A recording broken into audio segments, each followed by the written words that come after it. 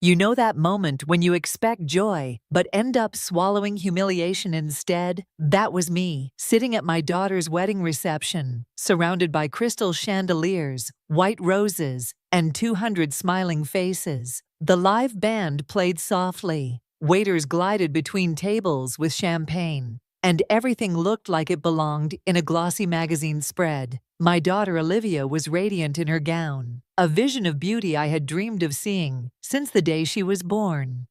I had raised her on my own after her father walked away years ago, and in that moment, I thought all the struggles had been worth it. Watching her dance with her new husband Daniel, I felt a surge of pride, so fierce it brought tears to my eyes. But that pride lasted only a breath. When it was time for speeches, Olivia took the microphone. I leaned forward, expecting heartfelt thanks, maybe even a kind word about the years of sacrifice I had poured into her life.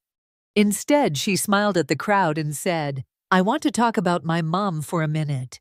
She's been going through what you could call a late-life crisis." Laughter rippled through the room. At 61, she decided she's going to be an entrepreneur. She calls it building an empire. Olivia actually raised her fingers in air quotes. The guests roared, clinking glasses and wiping their eyes, like she had just told the best joke of the night. I froze in my chair. My cheeks flushed hot, but I forced a smile, pretending it didn't sting. Inside, my chest tightened with each echo of their laughter. Olivia went on, her tone playful but sharp. "We keep telling her she should act her age, but she won't listen. It's cute though, right? Instead of gardening or knitting like normal moms, she's out here chasing business deals like she's 30. The laughter grew louder, the sound filling every corner of the glittering room. Even Daniel chuckled beside her, nodding along like my dreams were nothing more than a family joke to share with strangers. I sat perfectly still, my hands folded in my lap, every muscle trembling under the weight of humiliation. These were people I had helped pay to entertain, guests whose meals and wine I had quietly covered. And here they were, laughing at me, at the woman who had poured her life into raising a daughter alone, the woman they thought was delusional enough to chase something bigger than her age would allow. That night, and under the golden lights of a wedding I had partly funded, I realized something chilling. My own daughter wasn't proud of me. She was ashamed, and she wanted everyone to laugh at the mother who dared to dream past 60. 2 years before that humiliating night, I was standing in my tiny kitchen in Boston, staring at a letter that had just ended the life I'd known for 30 years. After decades of working as an administrative director at a large hospital, I had been laid off. The letter was dressed up with polite words: restructuring, efficiency, moving forward. But I knew what it really meant. They wanted someone younger, cheaper, easier to mold. At 60, I was suddenly unemployed. The silence of my apartment felt louder than any crowd. I had raised Olivia alone after her father left, balancing work and motherhood with barely a pause. I had paid for her braces, her college, her endless soccer trips. Now she was grown, engaged, and living with Daniel. And I was left wondering what I had left to offer the world. Friends told me to relax, to enjoy early retirement. My sister said I should find a part-time job at the library. Something light, something safe. Olivia was even blunter. "Mom, you're 60. Maybe it's time to accept that your best years are behind you." But the truth was, I wasn't ready to fade. I had spent decades keeping that hospital running like a clock. I knew scheduling, supply chains, efficiency models. I knew what it took to make a medical system work. And for the first time in my life, I thought maybe I could use that knowledge for myself. So, I took a risk. I started a consulting business from my dining table, calling it EC Strategies. Nothing flashy, just 2 letters and the word strategies. At first, it was just me, a laptop, and a few old contacts who were willing to give me a chance. The beginning was brutal. Some days I doubted myself so much that I sat crying at my desk, wondering if Olivia was right, if I was just an old woman chasing illusions. Rejections piled up, emails went unanswered. I lived on coffee and determination. But little by little, something shifted. A small clinic hired me to help with patient flow. A logistics firm asked me to streamline their scheduling. Word spread. My first year, I made half of what I used to earn at the hospital. By the second, I had doubled it. I wanted to share my excitement, but every time I tried, my family brushed me off. My sister told me not to get carried away. Olivia rolled her eyes and said, "Mom, stop pretending you're a CEO. It's embarrassing." Even Daniel smirked when I mentioned a new client, as if I were playing house. What they didn't realize was that I was only getting started. Once the first contracts began to stabilize, I discovered something unexpected. I was good at this. Better than I had ever been in my hospital job, because now I wasn't answering to a board of directors who second-guessed every idea. I was building something on my own terms, but I also knew one truth about family. The more successful I became, the less they would believe me. They didn't want proof. They wanted me to stay in the role they had written for me, the aging mother who had done her duty and should now step aside quietly. So I stopped talking. I didn't tell Olivia that the clinic I helped doubled their capacity in 6 months. I didn't mention to my sister that a Boston biotech startup had signed a consulting contract with me, worth more than my old hospital salary. I kept my victories quiet, tucked them away like secret jewels, and then came an opportunity that would change everything. One of my clients was a small medical supply company on the edge of collapse. They had the equipment, the licenses, and the relationships, but no leadership, no vision. When their owner confessed he was ready to sell, I took a leap that terrified me. I used every cent of savings and a bank loan, and I bought it. It wasn't glamorous. It was a warehouse that smelled like dust and antiseptic, but it was mine. Within months, I had turned the operation around, cutting waste, renegotiating contracts, and landing a distribution deal with 2 hospitals I used to work alongside. That deal alone paid off my loan. Suddenly, I wasn't just consulting. I was an owner. One acquisition led to another, a logistics firm, a regional sterilization company. By the time Olivia's wedding planning was in full swing, I had quietly acquired 4 companies and was negotiating for 2 more. My portfolio was growing into something real, something powerful, and nobody knew. When my sister asked how I was affording Olivia's wedding contribution, I let her assume it was my divorce settlement. When Daniel made jokes about me keeping busy with little projects, I smiled and let it slide. When Olivia begged me not to embarrass her by talking about my business to Daniel's colleagues, I promised her I wouldn't, because the truth would have sounded like a fantasy to them anyway. They would never have believed their 61-year-old mother was signing acquisition papers while they were still mocking her for not knitting in her spare time. Sometimes, late at night, I would sit in my quiet apartment, look at the contracts spread across my kitchen table, and whisper to myself, "You're building an empire, Evelyn," whether they see it or not. Still, a part of me ached. I wanted my daughter to be proud. I wanted her to look at me and see more than the woman who packed lunches and juggled bills. But each time I reached for that hope, her words echoed back. "Mom, stop pretending you're a CEO." So I swallowed the truth and worked in silence, never realizing that one day, that silence would shatter in front of the very people who had laughed at me the loudest. The morning of Olivia's wedding dawned bright and clear over Boston Harbor. From the window of my modest apartment, I watched the sunlight glitter across the water and told myself that today was about her, not me. I slipped into the pale blue gown I had chosen carefully. Elegant, but not too bold. I didn't want anyone saying I was trying to outshine the bride. When I arrived at the venue, it was like stepping into a dream. Chandeliers dripped with crystals, white roses arched over the altar, and the floor-to-ceiling windows framed the harbor like a painting. Guests gasped as Olivia floated down the aisle in her gown, Daniel beaming beside her. Tears welled in my eyes. No matter what tension lay between us, she was still my little girl, and I wanted her day to be perfect. The ceremony was flawless. They exchanged vows, kissed, and walked back up the aisle to thunderous applause. I let myself breathe again. Maybe, I thought, this day would go smoothly after all. The reception started like a fairy tale. Guests mingled, waiters carried champagne, and the music swirled. I stayed on the edges, watching with quiet pride.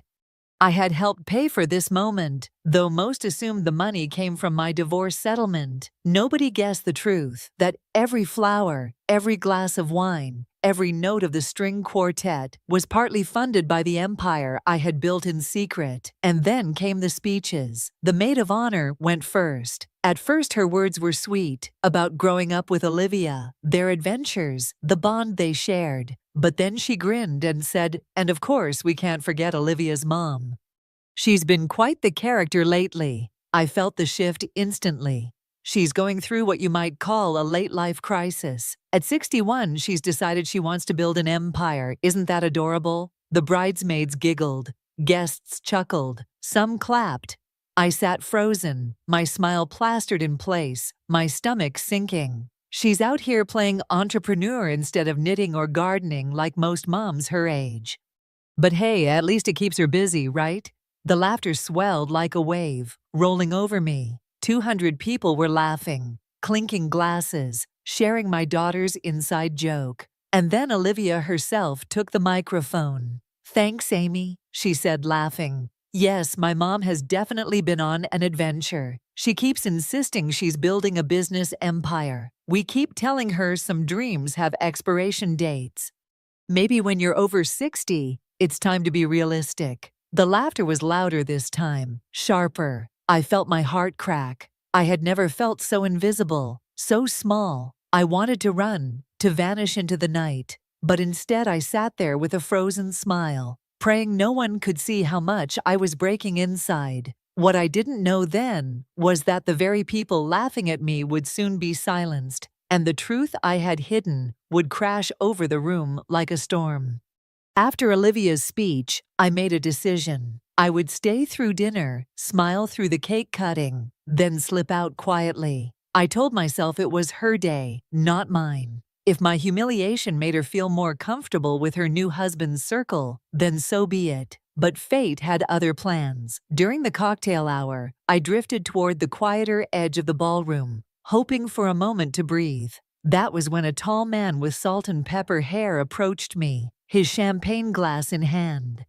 His presence was calm, but commanding, the kind of man who didn't need to raise his voice to be heard. "Mrs. Carter?" he asked politely. "Miss," I corrected softly. "It's just me now." He smiled faintly. "Robert Harris. I work with Daniel at Harborview Technologies. In fact, I'm his boss." My heart gave a small nervous jolt. This was the man Daniel had been desperate to impress for months, the one Olivia had warned me not to embarrass in front of.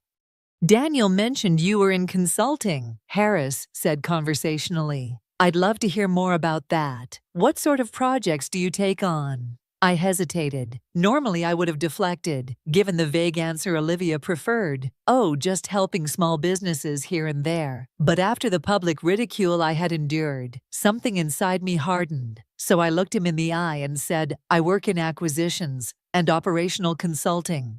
I help companies restructure, streamline, and scale. Sometimes I buy them outright." His brows lifted slightly. "That's specific. What sector?" "Healthcare logistics and medical supply chains," I replied.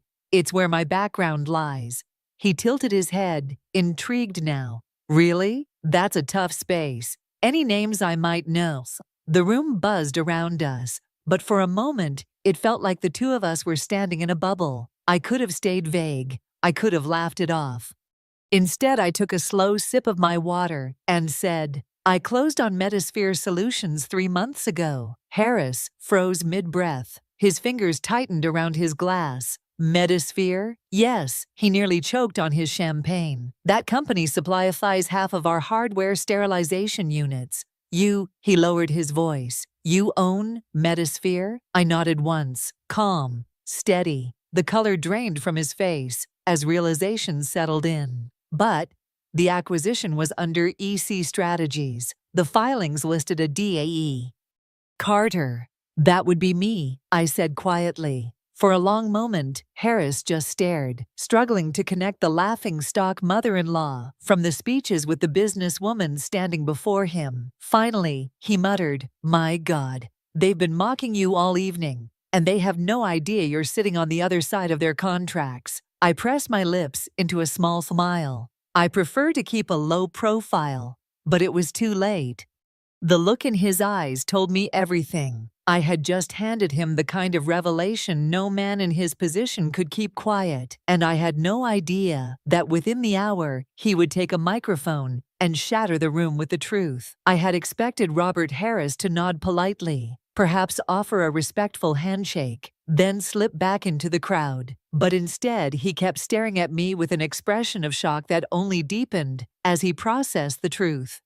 "Miss Carter," he whispered, "do you realize half the executives in this room depend on Metasphere's contracts, and they've all been laughing at you tonight like you're some hobbyist?" I lifted one shoulder in a small shrug. "I told you I prefer to stay low profile." He shook his head. "No, this is more than profile. This is reputation. This is authority. They need to understand who they're mocking." I reached for his arm. "Please, it's Olivia's day."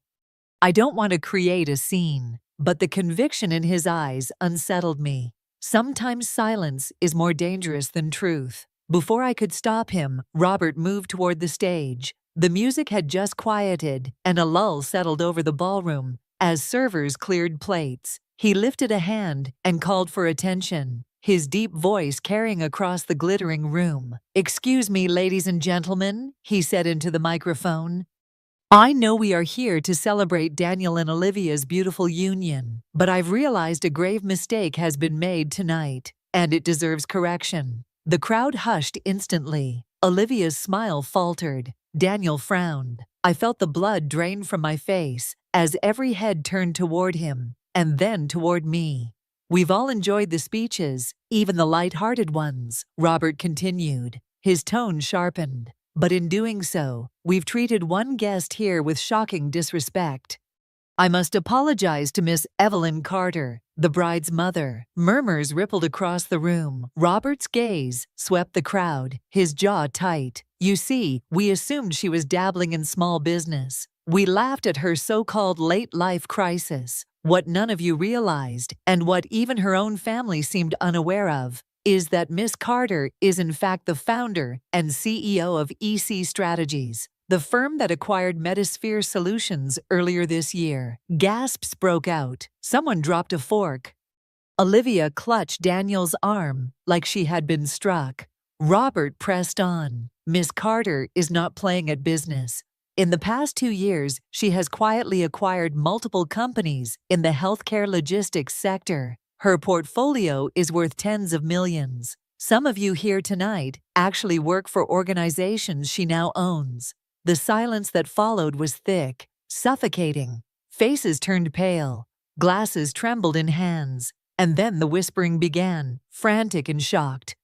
Daniel's mouth opened and closed like a fish, his gaze snapping to me in disbelief. Olivia shook her head, her face draining of color. "Ladies and gentlemen," Robert concluded firmly, "I suggest we all remember this moment the next time we're tempted to dismiss someone's ambition because of their age. Miss Carter is not simply the bride's mother. She is a powerhouse in our industry." The chandeliers sparkled above us, casting light over a room where laughter had just died, replaced by the stunned silence of 200 people who had underestimated me. And in that silence, for the first time all evening, I felt the scales begin to tip. When Robert lowered the microphone, the silence in the room was deafening. I could feel 200 eyes on me, waiting for confirmation, waiting for me to either laugh it off or own the truth. My hands trembled in my lap. For 61 years, I had been the quiet one, the dependable one, the woman who carried everyone else. Now the truth about me was hanging in the air like a thundercloud. Slowly, I stood. My heels clicked against the marble floor as I walked to the stage. Robert handed me the microphone, his eyes steady with encouragement. "Yes," I said, my voice shaking but clear. "It's true, I am the head of EC Strategies. I never planned to make that public tonight." This is my daughter's wedding, and I wanted the spotlight to be hers. But since the truth is out, let me explain why I kept it quiet. All around me, guests leaned forward, their expressions a mixture of shame and disbelief. I turned my gaze to Olivia, who was staring at me like she didn't recognize the woman she had called Mom all her life. Olivia asked me not to talk about my work tonight. She thought it would be embarrassing. And because I love her, I agreed. I kept fitted, even while jokes were made at my expense. My voice caught. I stayed quiet because I didn't want to take away from her happiness. The air in the room grew heavier. I could see Olivia's lips trembling. Daniel avoided looking at me altogether, his face pale as Robert's revelation sank in. I placed the microphone back in Robert's hand, then added softly, "That's all I'll say. This is still Olivia's night." The applause that followed was hesitant, awkward, almost guilty. Guests, who had been laughing at me minutes earlier, now avoided my eyes, whispering apologies under their breath. Some even rose to approach me, offering rushed words of admiration and respect. But none of it mattered as much as the look on my daughter's face. After the music resumed, and conversations picked up again, Olivia finally approached me near the back of the room. Her makeup had smudged, her eyes red. "Mom," she whispered, her voice shaking. "Why didn't you tell me?" I studied her, my heart torn between love and hurt. "Because every time I tried, you rolled your eyes. You told me to stop pretending. You said I was embarrassing you." Her face crumpled. I didn't know." "That's the point," I replied softly. "You didn't want to know." She reached for my hand, but I pulled it gently away. "We'll talk another time, Olivia. Tonight is still your wedding, but remember this, mocking someone for dreaming doesn't make you strong. It only makes you blind to who they really are." 6 months passed after Olivia's wedding, but the memory of that night lingered like a scar. For weeks, I replayed her words in my head, her laughter, the mocking tone, the way she had looked at me as if my ambitions were something shameful. And I replayed the silence that followed Robert Harris's revelation, the stunned faces of 200 guests who suddenly realized the delusional old woman they had been laughing at was the one signing their paychecks. Life did not go back to normal. Daniel began addressing me differently at family dinners. He called me Miss Carter now, his voice careful, respectful, the way a junior employee might address an executive. I saw the way his hands fidgeted whenever business came up, the way he glanced at me, as if calculating how much of his own career rested in my hands. My sister, who used to lecture me about being realistic, began bragging to her friends about her powerful sibling. "My sister owns companies," she would say with pride, though only months earlier she had told me to settle for part-time work. It was funny how quickly people rewrote their stories when the truth could no longer be denied. But Olivia was the hardest. At first, she avoided me. The shame was too raw. When we finally sat down together, it was in a therapist's office, something I insisted on. At 62, I was done letting my own child belittle me without consequence. Family therapy became the bridge we needed. She admitted she had felt threatened by my sudden independence, that it had been easier to mock me than to acknowledge I was building something she couldn't control. Healing took time. It still does. But step by step, she began to look at me differently. Not as the mother who packed her lunches, not as the woman she thought was fading, but as someone with her own life, her own power. As for me, EC Strategies continued to grow. I acquired 2 more companies, expanding into national contracts. What had begun as a desperate attempt to prove I wasn't finished had turned into a legacy. Sometimes, in quiet moments, I thought about that night under the chandeliers, when humiliation turned into revelation. It was painful, but it was also necessary, because it forced me to speak the truth, even to those who didn't want to hear it. If there is one lesson I carry forward, it is this: never allow someone else, even your own family, to decide the expiration date on your dreams. Respect is not given because of age, it is earned through courage. At 62, I finally stopped apologizing for wanting more, and that, more than any business deal, was the greatest victory of all.